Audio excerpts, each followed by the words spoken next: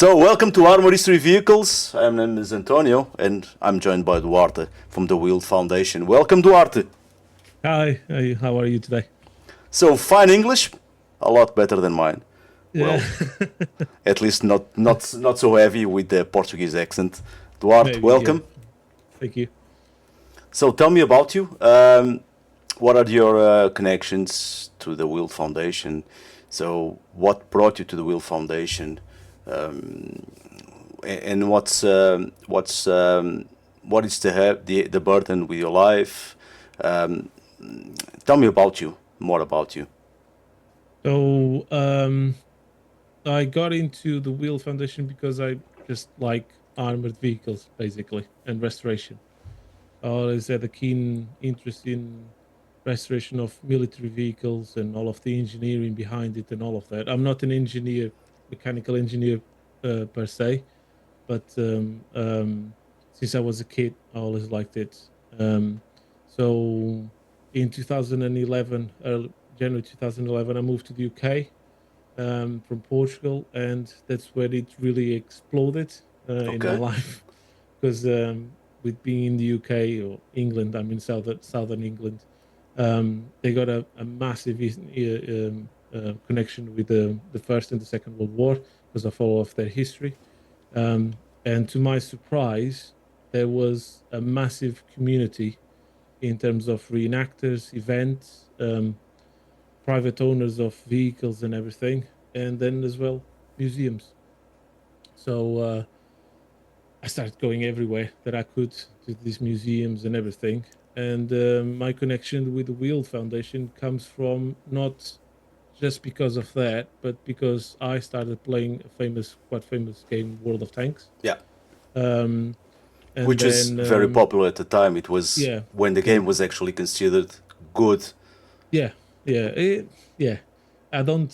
It's not my cup of tea anymore. Yeah. Yeah. The But the same feeling as yeah, well. Yeah. but Yeah. when at that time was like I really liked it. It wasn't a simulator, which I never really liked it. Yeah. So I could just log in, sometimes play, It was casual, it and was yeah, fast, it was fun to yeah. play. And Yeah. then there was a bit of the history connection. That when they started, there was a bit of history connected with vehicles and everything. They were trying to be Yeah.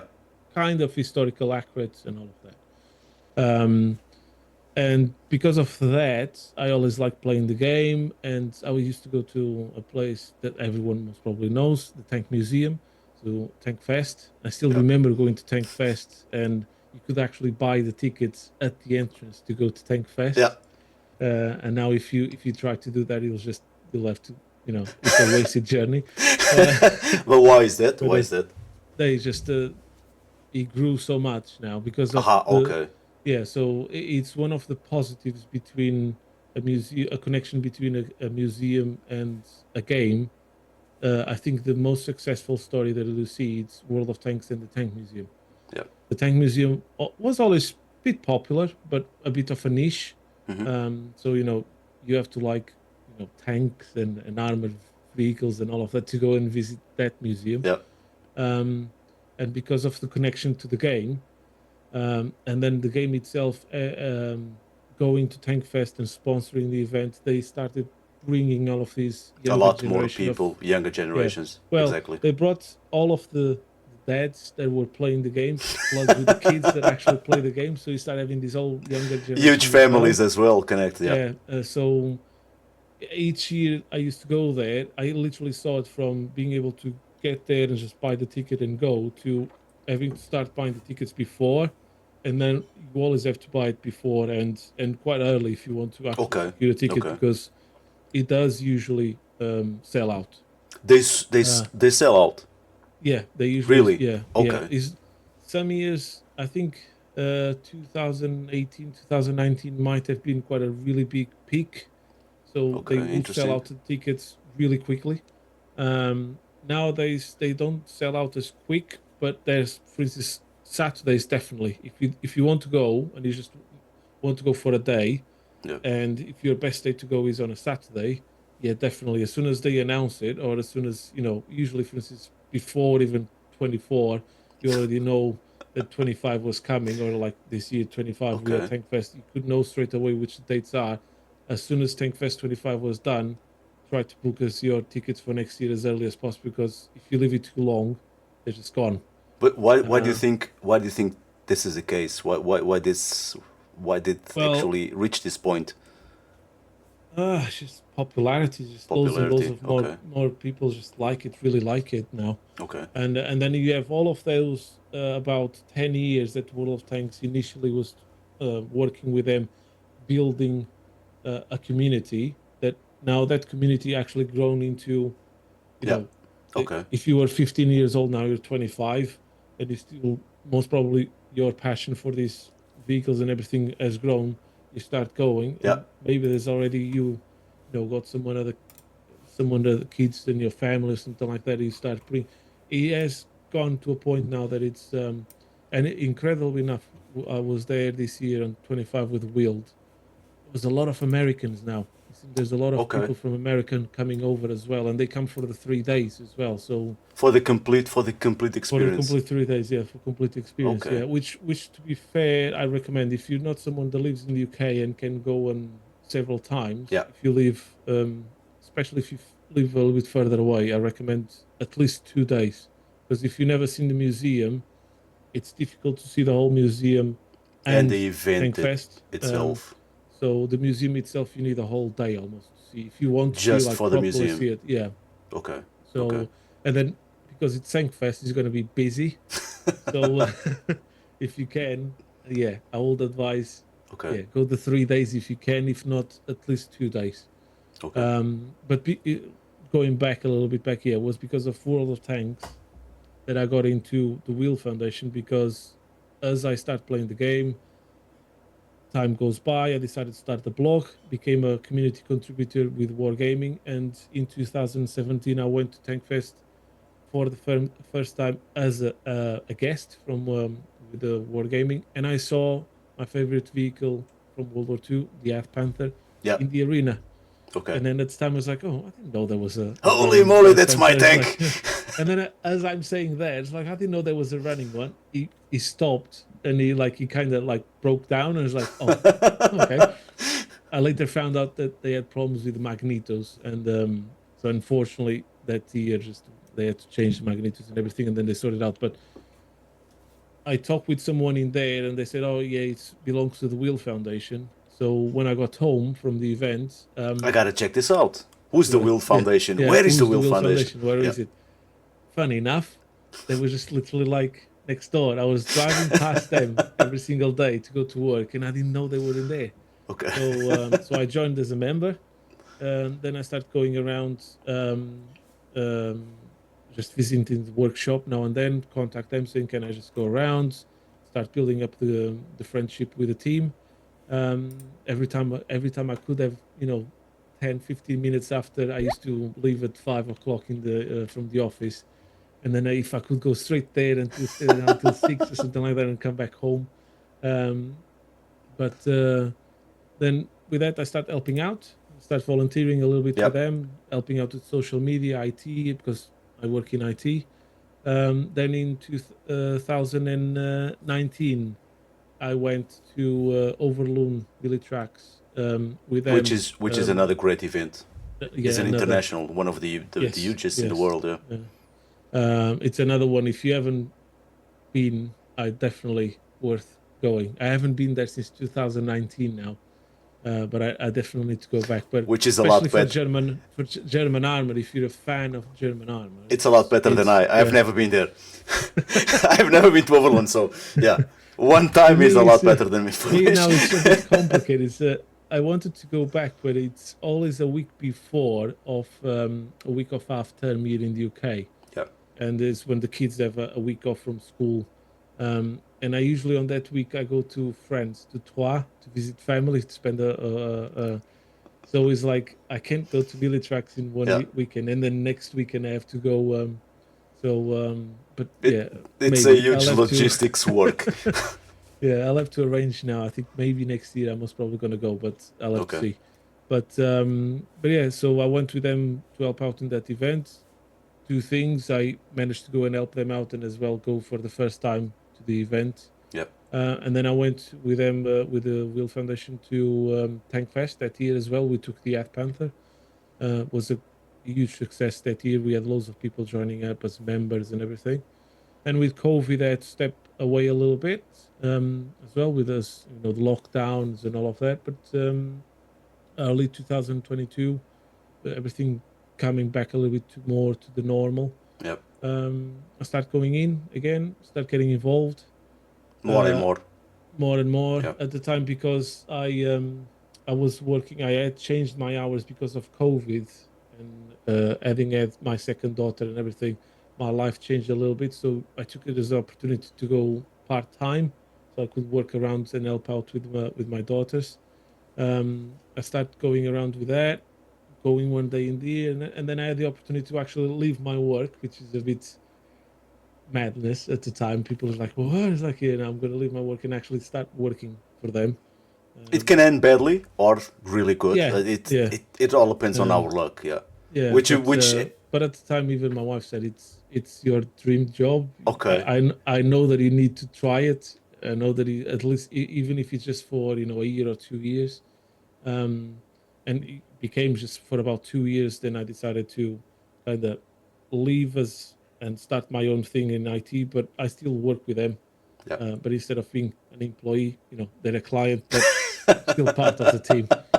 Doesn't matter. You get to see tanks. Yeah, You get to it see tanks doesn't. every Yeah, day. but I still get to do what I love the most, which is work around these vehicles and actually, I not work directly with my hands in them because I don't help out much in the workshop, but with the research, with the history, and going into the detail and finding like almost a detective work of investigation and trying to find Which as that's what yeah, research is all about. yeah, exactly. So, and and when people go, oh, it doesn't matter if you use these or if you, I don't want to badmouth anyone, but for instance, with the Australians, it's a bit like we're having that difficulty at the moment doing the restoration we're doing currently with the Australian local pattern one machine gun carrier, because the LP1 and then the LP2 has a lot of parts Yeah. that are very similar to the LP1. So when people were restoring So it's a LP1s in carrier. Is Australia, a carrier as well. yeah, people will know it as Universal carrier or a a brand universal gun carrier, a carrier. Yeah. brand carrier. Yeah. The big difference is it's completely and almost 100% made in Australia, except for the suspension, which is still from the Vickers Armstrong suspension. And instead of having a brand machine gun as a Vickers machine gun, it was manufactured in Australia as well. Okay. But it is quite an important vehicle, at least for us. We think it is quite an important vehicle because it shows the resilience of the Australian people for the Second World War. That's what Mike wanted to build. The collection is built around what Mike thought, that there's a lot of nations that were involved in the Second World War that people don't even know about. Yeah. That they don't even think Australia is about. not mentioned that much Yeah, as the and then we UK got yeah, or yeah, exactly. Like usually it's like US, yeah. Canada, and the Britain. It's Churchill, Yeah, Dunkirk, the great yeah. yeah, Australia, New But then Zealand. then you Who are get those? Yeah, all of the South Africa, yeah, New Zealand, yeah. Australia, India. You get India as well. all of these countries. They have a massive impact in the war, and people In the don't even outcome of the realize. world. Yeah, Yeah. So that's why a lot of the vehicles, when you go and look into the Weald Foundation collection, a lot of our future restorations that we're gonna now, we call it the Empire collection. It's Australian carriers, the New Zealand Indian pattern carriers, which is wow. a very Okay, unique vehicle per se, because we were looking to do an Indian pattern carrier, which was manufactured in India, and we ended up doing a bit of it's a Mark II from India, but it's his own vehicle on its own right, manufactured in New Zealand because basically it just became a vehicle different because of delays, basically. yeah, Um, okay, as a hull that it should be almost identical to a Mark II Indian pattern carrier manufactured in India, but the chassis when they received it, it's from a Mark IV. It's a okay. completely different one. That So is the awesome. driver, instead of being on the right side of the chassis, was in the middle. But Okay. New Zealand, because they were waiting for the chassis, they manufactured the bodies ahead of time, and then it's like, oh, it doesn't fit now. It's different. So they had to change the bodies to actually fit into that chassis. But when you see the pictures, it looks almost the same vehicle. It's Yeah, when but you know the little details that you know what the difference is. and the details are for the specialists because most of Yeah. us don't exactly know this small No, difference or not. It's just a carrier. It's a universal yeah, carrier, but yeah, on yeah. the outside. The LP one is exactly the Yeah. same. A lot of people look into them and Yeah. thinking, oh, it's just another. It's a brand Yeah, it's carrier, another carrier. Yeah. and it's not. It's funny now. I've been heavily involved in doing that research for that vehicle, and it's. I strongly believe now that they were supposed to do a licensed copy. Basically, they were supposed to be producing brand carriers under license, Okay. but I found a massive file in the archives that I've been reading through that is from 1939, sort of 1939 to 1945, where the Australians are arguing with the British in the Vickers Armstrong, saying we're not paying those royalties because we changed the vehicle. It's different. We changed this. We changed that. It's not yours anymore. It's ours. Yeah. They literally, I think they introduced loads and loads of changes so they wouldn't have to pay the royalties. Okay. Okay. And I found a letter once that is like literally a week before the production starts. And this letter it was says, was in the Weald Foundation archives, or no. So, well, we got a copy in our own archives now, but it's what I like the research, and it is painful. It's you need to know welcome where to look. to the research world.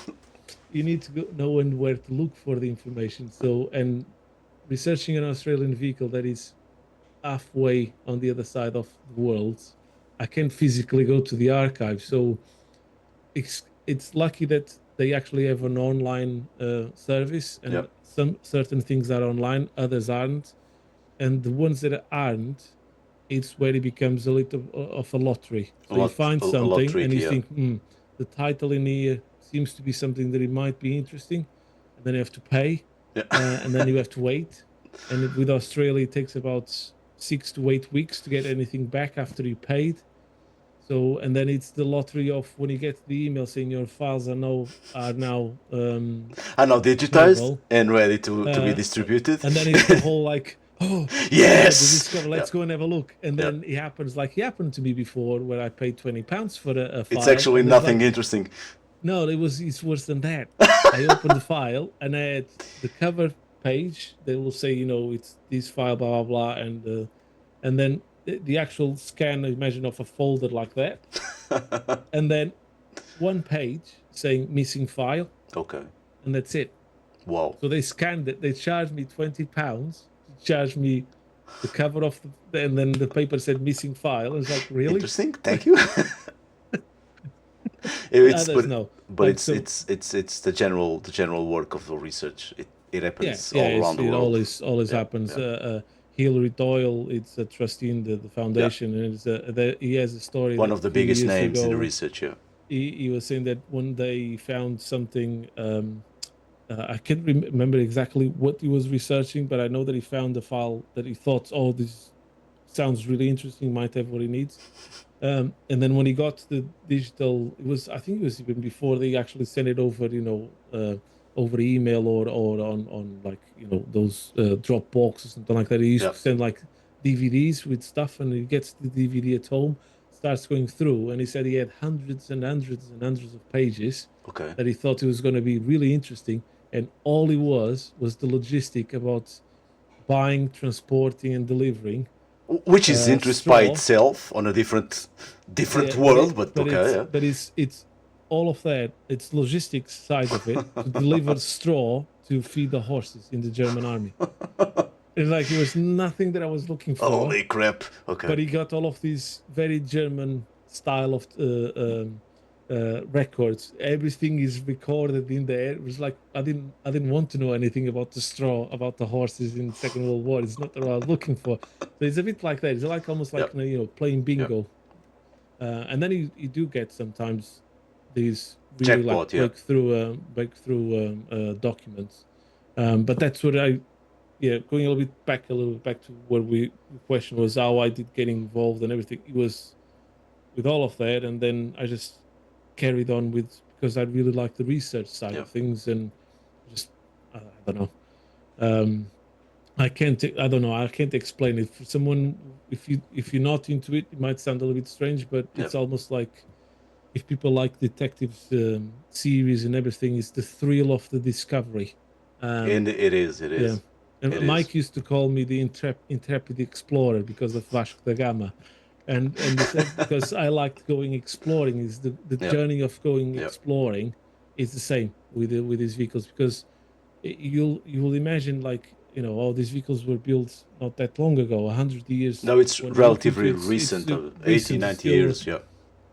but because of being military vehicles and the wars and Yeah. everything, a lot of their history is gone. A lot of the how they were manufactured, how they were kitted, and Okay. then because of the level of restoration that we do in the Weald Foundation, Which is very we precise. It's yes, yeah, try to be historical as possible.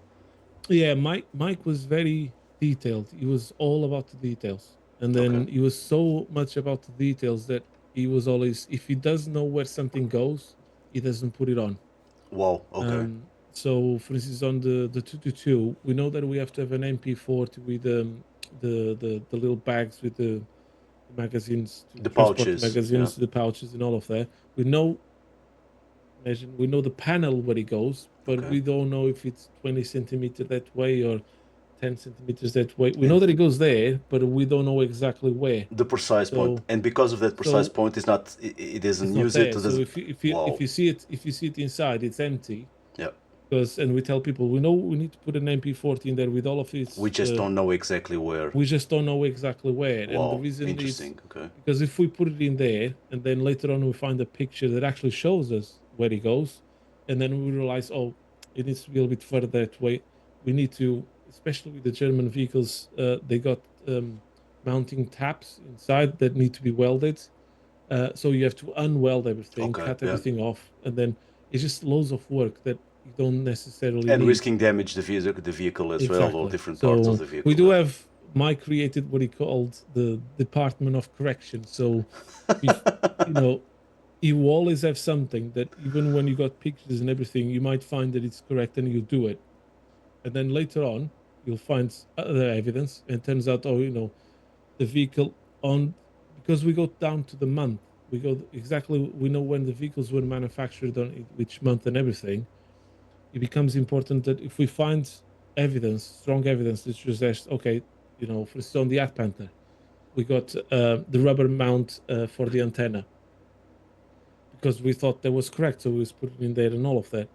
Turns out later on we found evidence that because ours was kitted in March 1945, Okay. they didn't put the rubber mounts anymore. They put a different one that's all metal, um, and we need to change it. So that The was reason, 1945. yes. So So our Art it's Panther because was of the rubber. I do believe it yeah, might be yeah. because So they were the more rubber rare. They were was more short. expensive. Yeah. Yeah, it's not just because it was 1945. It's like they when they realized they were running low on rubber and everything, they start Exactly. with the Putting steel other with materials. the steel wheels and everything. Loads of things they could save the rubber. They will Yeah. design something new and do it. And they've done exactly the same with the Okay. mounts for the antennas. So there is, but you look, it just looks like a cylinder, all metallic. We got one, but it's not restorable. It's too much damaged. But we know exactly what we're looking for. So if we find when we find one, we will replace the one that we got. And but that's just a little something that is not too difficult to change. And what But about fabricated materials? Do you actually produce materials at the Weald yes, Foundation? so for instance, we try to use as much as original as possible. So for instance, our armored cars they round about 80% original parts. Um, So, but when we don't have something like mud guards or stuff that are usually tin, they usually just gone.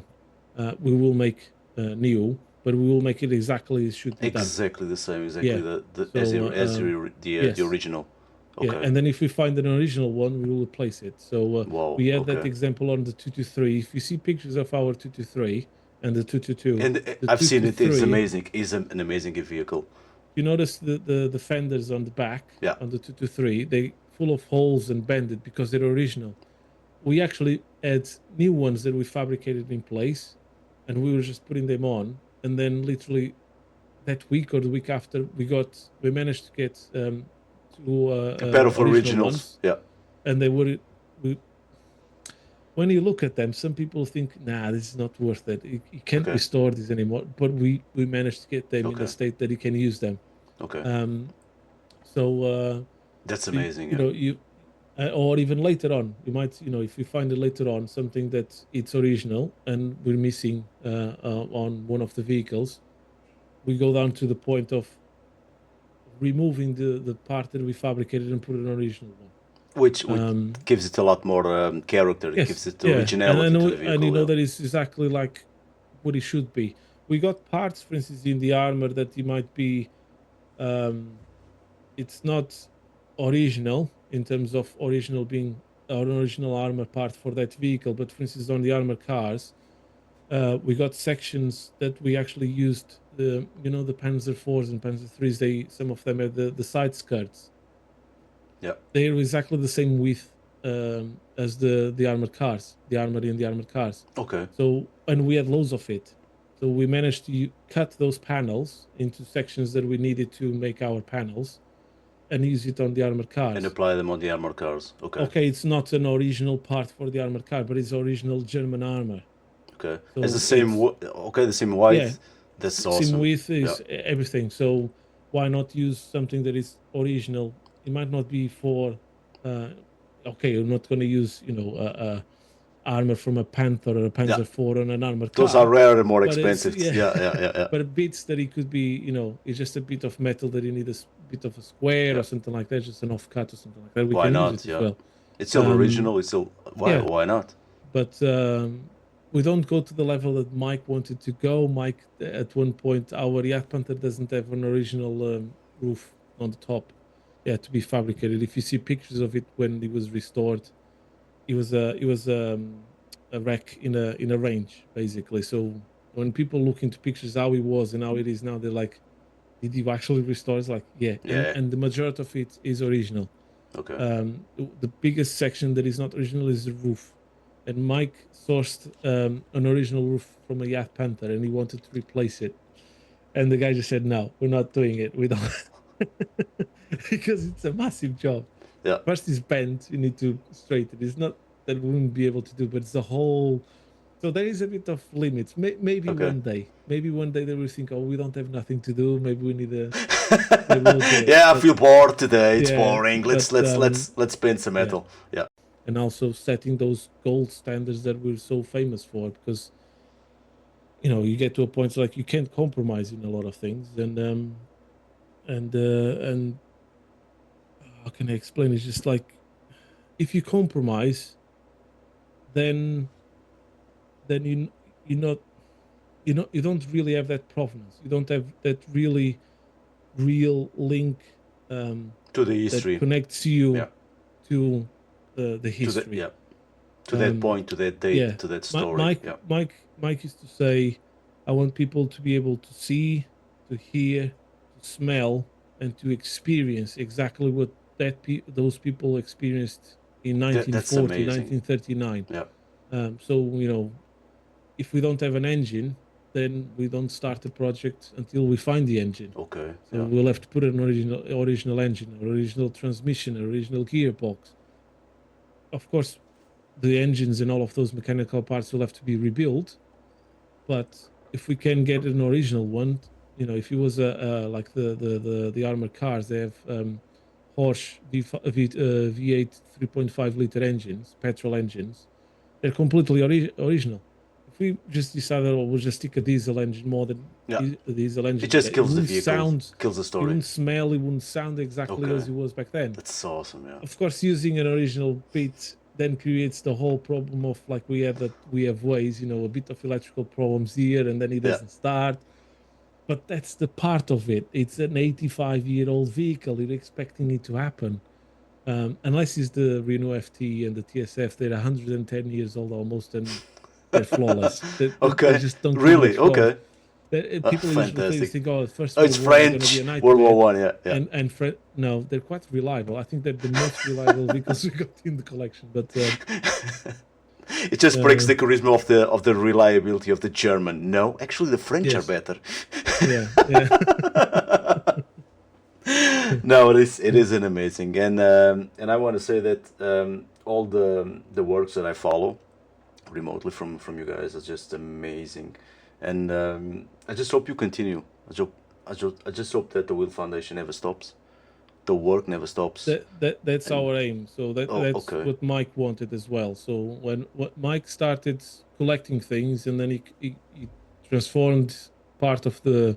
There's still a bit of the collection that it was his own private collection, that now belongs to the family, and it's still under our care. yep, But the majority of the collection has been he transformed as a foundation, as a registered charity in the UK, and that's the mission: to educate, restore, preserve heritage, and he set in a way that it's to carry on, to carry on with unless this work. Yep. yeah, yeah. So unfortunately, it's almost a year that he left us, but too soon.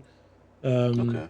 but yeah, he left things in a way that he was to continue. But then at the same time, we want to continue his legacy. We really want to carry on with what he was doing. So, in 100 years' time, You if will be someone else remembered. continue, The work will be he will will be be remembered. remembered. And we know that, maybe my daughters and everything can say, my father helped out to carry on his legacy as well. Because what we're doing now, it's not because of us, It's for the it's next generations. next generation. Yeah. Yeah. So that's what he was doing as well. He wanted to leave his things so the next generations could have it in there, Yeah. because a lot of these things they're just disappearing. Yeah. And then More if and more. people don't if they don't really look into it, history will disappear if we don't take care of it. We're trying to get involved and restore with locally where I work with howitzer from the First World War. It's one of those funny things that you go by. There's a war memorial. I drove past it for the last almost 10 years. Looked at it. Oh, it's a howitzer. Didn't really look much into it. Another cannon. Yeah. For Yeah. my idea initially, Yep. even I like all of these things, but I just thought, Just one And then more. one day I thought I've got to actually look into it and then I realized there's only 13, 14 left in the world, Okay. and the majority of them are in really poor conditions. So this is one of the few that is outside, but it's not in a great condition. I'll have to put it this way, but at least it's very complete. And Which then we is off start. the way. Yeah. So we've been trying to get involved to restore it and everything, and then actually make the council realize as well how important the piece of history they got it in there. Not just for the history of how it was used by the Germans in the First World War and everything, but even with the local history. I've been meeting with all of the old boys around from here and everything, and been telling me the whole history that even the town here, people when it was a war trophy basically. Okay. People didn't like it. They used to tow it at the night. They used to grab it, tow it, and drop it in the pond, and they had to constantly getting it out and all of that. But Okay. and at one point, he was taken to a different village with no one realizing he was taken to be restored, and then he stayed there for almost 30 years because no one knew where the gun was, and then it was returned. Okay. He was restored in mid 2000s, but he's just outside, and he's just literally Yeah. we came to the conclusion now that in the next 5 years, if no one does something, it's just going to collapse and disappear. And then Yeah. it's just another little piece of history that's just going to go. And eventually it's going to be too rusted. It's going to be way, way, way out Yeah. of the way to be Yeah. repaired. And eventually we'll end up as most of them as Yeah. recycling. Yeah. It's pretty A much majority of them yeah. were just recycled just Yeah. before the Second World War and during Yeah. the Second World War. So, but it's the same with our collection. If we don't take care of these things, They um, will disappear. they will just disappear. Yeah. Because the armored cars, they're pretty much unique. The 222, there's only another one running in the United States, but it's not from B5 series. Ours is a A4 Wow. series, so it's Yeah. the earliest vehicle of that model left. It's way So older. Yeah. so in it, there's only two. You know, they built 990 over Wow. during the war, Okay. and there's only two left. And you know, and it's because of Mike wanted to do that project, collecting all of the bits and everything, and then we made the project. We managed to get it where it is now, and people can actually see it It's and amazing. and Yeah. experience it and all of. And the 223, ours is the only one running. There's going to be another one that we're also restoring, but it's for a collector. But ours is going to be the earliest survivor, 1939. It's an a version A as well, an Oshtron A, and Ausführung, yeah. 3 series, and 3 series. So it's going to be the earliest survivor vehicle of that kind as well, with everything working. So when Wow. the Yeah. we have ways, we were just we're going around in the arena, and then we stopped, and David Wheely was talking about the vehicle and all of that, and we just like I was telling Tom, like, yeah, raise. A lot of people don't even realize that the big rack that people see around, oh, what's that around? It's a big aerial, it's an antenna, and loads of people don't even realize that it goes up and down. And we got a mechanism inside that can raise the Okay. antenna and lower the antenna. Um, but That's that's the cool. level Yeah. of we go to the detail that everything needs to be working. The Weald Foundation is a working collection, is not a museum It needs to be per historical se. accurate as well. Yeah, That's yeah. amazing. And then the provenance as well. Yeah. It's the part that I like even more is the history behind it. So the 223 was found in Brittany in a little town called Sisoun in France in 1940 1944. Sorry, in we believe was found just in September 1944. Um, and we've been investigating it, and we got strong links that it connects you to um, what is called the brass part raid. So it was group of Germans. They were in Brest. Were sent overnight on 16th of August. They left Brest, and they had to go to brass parts to rescue 120 of their men, and then come Okay. back to the whole operation. And then, if he actually proves it, it's an amazing provenance for the vehicle. But then it's the whole thing. Like, for instance, we have the question of people like, oh, why did if it survived up until 1944, why didn't you paint any unit markings? Why didn't you paint it in a different camouflage scheme or color? It's because we don't know how it was in 1944, so we had to make the decision to we have to restore it as it was coming out of the factory. Veldgrau. Yeah. So we know that it was chassis is September 1939.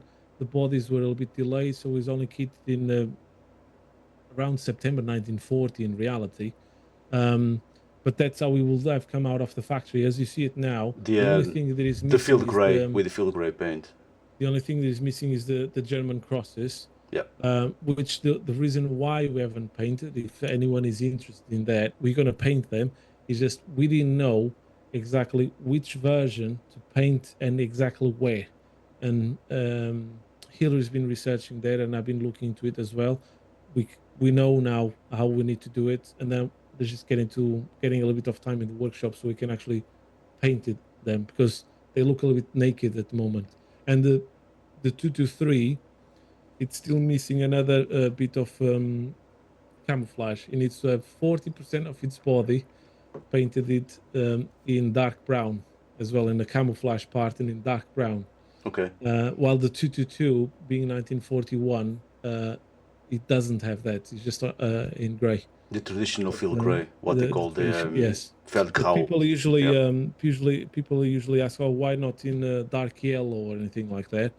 Because they've never been in Yeah. North Africa. Yeah. Doesn't And make any none of the sense. Yeah. and funny enough, none of these vehicles, at least the armored cars, ever came out of the factory in dark yellow, because They were too painted. early. They were painting on the field. Most of the Exactly. times they just arrived at Cray at North Yeah, Africa, and they were because painted on the field by soldiers. yeah, Yeah. and not just that. It's just because the last ones were manufactured just on that border when the order came through to paint all of the vehicles dark yellow in the factories. Yeah. It's just after all of them been fabricated, so it will make no sense. So, Makes for no instance, sense at the all. other Yeah. 2 to 3 that we got, it's dark yellow because we know it's a late war survivor as well. And the restorer said the owner said I want it in this color because there's evidence there was in this color and all Yeah. of this, so that's why we're painting in dark yellow. But ours, yeah, even if we can connect it to that operation, we don't know how he ended up in Brittany, in France. We suspect that it most probably was in Brest, assigned to the Kriegsmarine, being an Okay. obsolete Okay. piece of equipment. A lot of stuff that was obsolete, they will send to the back to Yeah. just help To the out with reserve the. forces or Um, police forces. Yeah. that's how we think he ended up in there, but we have no evidence of any of that. Another vehicle that we've done similar is like the Stug. We got the Black Sea, what we call the Black Sea Stug, is painted in dark yellow. We know the unit he was supposed to go to, but he never arrived to the unit. So Wow. we Okay. painted dark yellow because that's how he was coming out of the factory and how he was when he was on the transport ship called Santa Fe. He was sunk just Yeah. outside It went down. Sevastopol. Yeah. Yeah. So when people say, "Oh, but you know the unit, why didn't you paint it?" Because the unit painted it. So it will make no sense for us to paint it in the unit's colors Yeah. if he never reached the unit. Yeah. So we made So it. it was supposed to be feel gray. No, dark yellow. It So was dark the yellow. yeah, yes, it's Okay. because it's 1943, October 1943 hours, and I think it's October or November. So he was already coming out in dark yellow, Okay. and the cross was painted in the factory, and we see all of Wow. that. But then, Okay. because he never reached the unit, There's there's no no unit unit markings. markings Yeah. or camouflage scheme. Makes sense. Yeah. Yeah, while the Yacht Panther, we know that he was on the 116 Panzer Division, and we know that coming out of the factory, they were just painting on that really strange camouflage, like we got with Yeah. the red oxide and the dark brown, the dark yellow, and bits of white, because they were running out of paint, and there was instructions to um, make Just some use camouflage, whatever. just use whatever Okay. they could. Wow. Okay. We always get a lot of critics about That's the incorrect. That's camouflage, yeah. bullshit. That's yeah. Okay. But Tom Yent, who used to be a trustee, he's the one who done years and years of research on these, and he was adamant that It that's was the like correct that. one. Yeah, it was like that. Okay. If we find later on someone provides strong evidence that it's wrong and we change it, we'll do it. But Until for then, now, just shut up and hear what I say. I rule it. Yeah, it's. Yeah. I understand. I understand. We do have the same. These are different worlds. We see museums with unethical or unhistorical paintings, markings, and that needs to end. I That's think my it's changing opinion. now. I think Slowly, slowly. Yeah. there was a time where they just will paint anything Yeah. as they wanted and everything. I think now it's becoming clearer and clear that the museums have been looked at as the source of correct information, and they're realizing now if they don't have it correctly, then Better they're not not have it at all. yeah. Yeah. And at the same time, they're not educating the public. If their mission is to educate the public on a certain subject, they need to Just make sure that it's correct. just do it correctly. So, like for instance, the tank museum, they painted all of the when they painted all of the German tanks in the dark yellow and everything.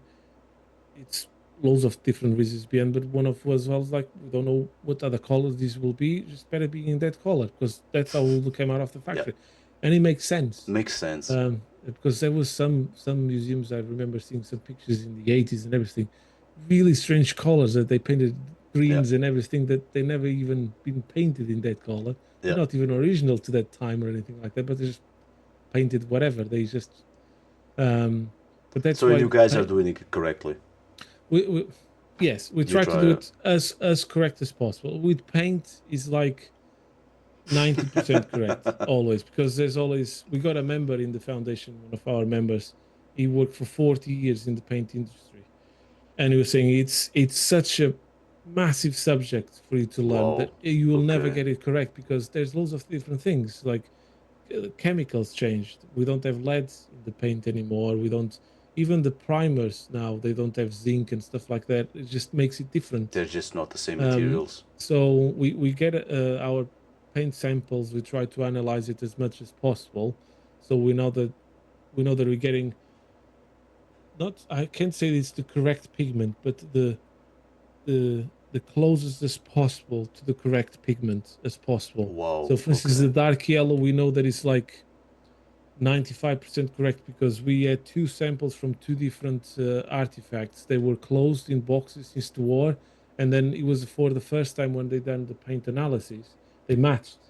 So they actually came out with the same color codes. So we know, okay, it's this color code in this shade and everything. And then when we painted, if you look at the zoomed up that we got in the collection, The motorcycle. motorcycle, it looks quite light. The yellow looks too light, but that's the color. Wow. So Okay. we now strongly believe, based on that and all of the study done behind on that those color samples and everything, that's the closest we'll ever get to Yes, the correct possible. dark yellow, and it's so light. It's supposed to be dark. They're like, but but it's not. And it's like first time we paint, it's like looks wrong, Oh nope. Yeah. but it's not wrong. But It's and 95% yeah, close to it it as will never possible. be Yeah. 100% It's because, like I impossible said, right now. we don't have. It's impossible. Exactly, the Yeah.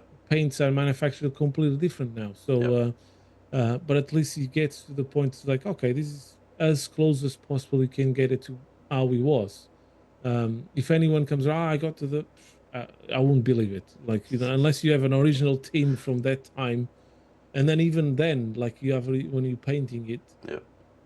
it might be different because even the primer makes the shade of the color different. If too heavily So used, the outside color yes, will be also yeah, other too light or too heavy. Yeah. yeah. This So is this is paint so. paint is one of those areas that we do a lot of research into it. We did, for instance, the LP one. We were very lucky that we have someone in Australia that is our friend, a lady that she's into military vehicles and paint, and she's done 10, 15 years, maybe more, of Okay. research. So she's done all of the legwork for us, and she was quite kind because we shared a lot of information. She was quite kind to send us the color codes and everything, and shared Really? information how she Wow. got into those. Okay. She actually has original tins from 1940 that they actually used to paint those vehicles. Okay. So they took samples from that, samples from existing vehicles, samples from loads of different places, and they got to as close as possible to a correct color codes. And then she sent it all of that information for us. And now we're going to be able to reproduce those colors so we can paint the LP1 As close correctly, as possible. Yeah. as close as possible to the correct Wow. color. Okay. But yeah, because we want to be as close as possible. But color and paint, it is a touchy subject for some people because especially with the internet nowadays, you get all of these, Yeah. internet warriors and that they Yeah. know everything. The key But warriors. because that's the thing, is like when people is like, oh, you do a lot, I do a lot of research, but I don't claim that I know everything because we know that I might be researching something now, and then a few years later, someone finds a little bit of piece of evidence that I Yeah. didn't have it, and it changes completely. And I'm more than happy for people to, if they find and share it To with us, that we contribute. Yeah. can contribute to That's just change because it. the archives are Um, getting open more and more and more all over the yes, world. yes, More and more files are discovered yeah, every single day, every single week. So within a couple of days, within a couple of weeks or months, there's gonna be a whole lot more evidence. It just yeah. changes, Even changes. things, for instance, I've learned that even things that you think is going to be easy, and there's a lot of research done to it before, is going to be the LP1. We There was a lot of research done to it before us, and we always thought it's going to be an easier project compared to all of the German things that we've done before. Doing an allied vehicle, oh, it's going to be so much Yeah, easier, and it turned out it is not. And even the engine that we thought it's just a simple Ford engine, it's going to be really yeah. easy to it. There was so much pen that we have to go through paperwork that we found that the information that we initially had was completely wrong. So, so Deconstruct again and yeah, yeah. and then the whole resistance that we had with people discussing with certain people saying, we found this evidence in the archives, we found The purchase archives are orders, we wrong. The found, archives are, yeah, yeah, and they're then and false. people say, oh Yeah, no, this is wrong, that's wrong, and yeah, now this, it's like, and then at the same time was the using a little bit of common sense, like, because initially we always thought a bit strange, like we were told it was a Ford V8 flathead engine, a 21 stud engine. The 21 stud engines were manufactured up to 1937, beginning of 1938, but the LP1s were only manufactured in the mid 1940s. So like it made no sense for to use an engine like that. But we always thought, okay, they found the person who's sharing this information with us found evidence for it. We go with it, and then it's when we start pulling the pulling fishing the files from the archive. I found letters, exchange letters between Australia and Canada, and purchase orders and everything that said okay. completely it's not that, it's 24 stud 1939 engines, and you just think, oh, it's like this information is different from the one that I got. And then Yeah, for me the whole thing in there was, one, we found a picture from the Newport factories um, in Victoria in Australia, with the LP1s being manufactured, where you see our LP1 number 76, you see it on a big disc, you see it in there, and then next to them you see a row about 20 of them being built in there. You see two engines, and the resolution on the picture is so high that you can zoom in, you can count the studs in the engine, okay, and you count 24. okay. It's like, why would they have? It's a railway factory. They only build Locomotives, yeah, locomotives. They only build trains in there. They never yeah. build anything else. The only military vehicles they're building is LP1s. Why would they have different engines in there? No, those are the engines being fitted in That version of the vehicle, yeah, that version of the vehicle. But then even still, we had resistance. But yeah. then we actually met someone that has an original one, number 89, that has an original engine. He has his engine number matches the logbook of the Australian registration, Okay. Army registration books. So you see there, L That's number that's 89, that's the and then real shit. yeah, Yeah, yeah, yeah, that's there's yeah. no. And then That's the when we one. Yeah. asked him, can we have pictures of it? Yeah, there you go. How many studs you got? 24 aluminium heads. Shit. Even the That's heads bingo. is like, Yeah, yeah. has ever been changed? Like, no. And then he matches with the information that I had on the purchase orders and on the delivery notes, saying there was 24 studs, aluminium heads, even the size of the pistons and everything, because there was a bit of confusion with the Mercury engines. Came a bit later, because again, like I was saying earlier before, the LP2 has a lot of things that they think is in common. It turns out it was used on the LP2As, Mercury engines, not on the LP1s or anything like that. There might be some field upgrades, because being a Ford engine was exactly the same. They could just change it in the field, but yeah, it's just going to that, down to that little things that you go through, and then Yeah. trying not to upset anyone that might have done some research. The majority of the people, they're quite okay. The majority. That's the There's majority of always people, yeah. that one in the middle of the There's always crowd. yeah, Yeah, but yeah. it's like, it's like any It's other job. yeah, yeah, yeah. There's always someone Who in the office that is disagrees with like, the yeah, work like done? the Yeah. grumpy one is like, but yeah, I'll say 99% of the community, the restored community, is quite positive, and they like to share information, and they like to help out. And now that we're doing allied stuff, it's even easier, because there's a bigger There's community more that connected with information as more. Yeah. well. Yeah. But Um, that's the thing that differentiates you from many of the organizations or museums. You do it correctly, or at least you try to do it correctly. yes. Because if it just more of the times it's just enough to have the tank painted in green. Doesn't matter what type of green. It looks like olive drab. Oh, that's enough. Let's put it on display, and the people just go, "Oh, that's a tank. It's green. Yeah. Then it's definitely correct." This is so you do try to do it the correct way, and it's an amazing work that I follow every time that I get the chance. I see the photographs that you guys post, which I believe most you do as well. You post some of the Yeah, we articles try to. yourself. I write some of the, well, it's a mixture of the moment. So sometimes Hillary will write some articles for the Yep. members. He writes more on the historical side of things, so the where they were used, and so if you see articles like that, usually it's Hillary writes them out. If it's about research, then at the moment it's me. So, so if you see more of research article, it's me. The only problem is it's I don't just at the moment with my work and everything, I just don't have the time to. Yep. To We're follow up, falling, to continue. Yeah. yeah. At the moment we're just falling behind a little bit, so we're trying to catch up. Because members at the moment is like, oh, where's the articles? Like it's one of the benefits of being the member is you get all of this information shared with you. So if people want to join up, they can. It's just an open membership. They then can come up to the workshop. Just need to let us know, and So, we'll arrange so for a people visit. can contribute with work, Yeah, so donations as well. How donations does as well. as well? So Okay, yeah, so okay, being a charity, it all goes to being used on the restorations, okay. and being a member is £48 a year.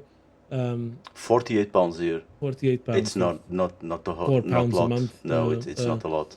And we should have the open days. At the moment, we haven't had one for a year since Mike has passed away, but we're going to the event. Once we start having the open days again, members are invited to come to the open days.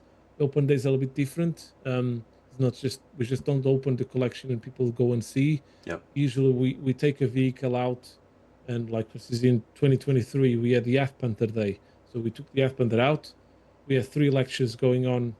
We divided all of the people went into groups. We had 3 lectures going on.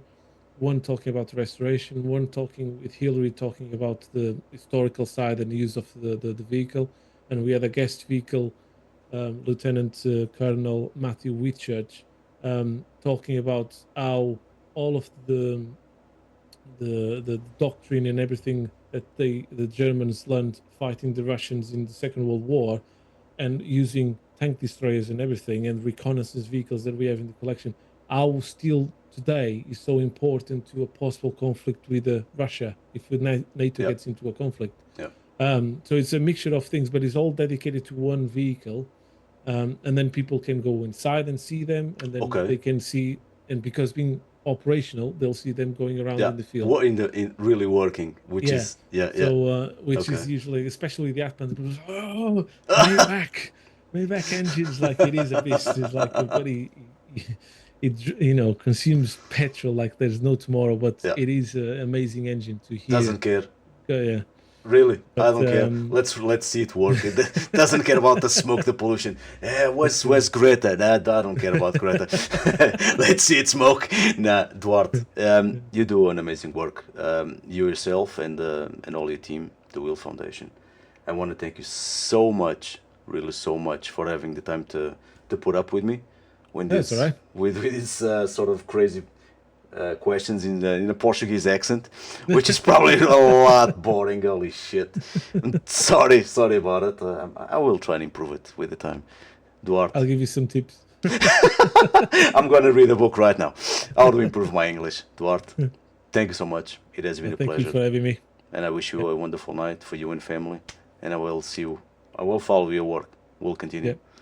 Thank you so much, Duarte. Thank you. Bye bye. Ciao ciao. Bye.